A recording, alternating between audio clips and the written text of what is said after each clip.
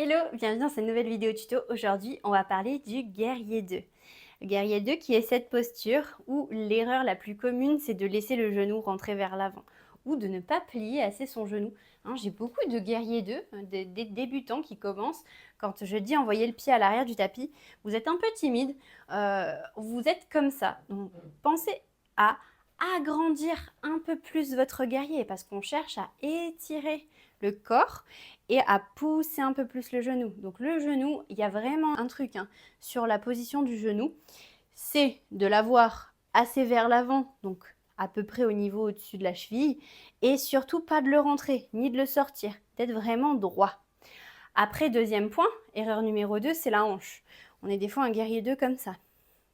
Non, on cherche à ouvrir la hanche. Alors, c'est pas évident, mais ça fait partie de la posture. On est comme si on était collé face à un mur. Autre chose, les bras. Au niveau des bras, on ne relâche pas les bras, on a vraiment les bras qui sont pointés, on est un guerrier.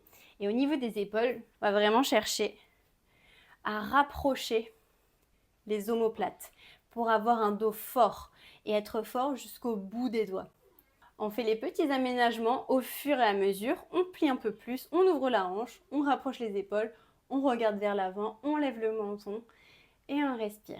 C'est une des postures les plus communes en yoga, qui n'est pas très compliquée. Tout le monde peut y rentrer, mais c'est vrai que pour avoir un beau guerrier, il y a des petits aménagements à faire, c'est des petites techniques, et à force de pratiquer, on y arrive de plus en plus et on se sent de plus en plus à l'aise. Mais vraiment, le gros move qui fait la diff, c'est ça, c'est les bras, c'est repousser les épaules vers l'arrière pour sentir les omoplates qui se rapprochent.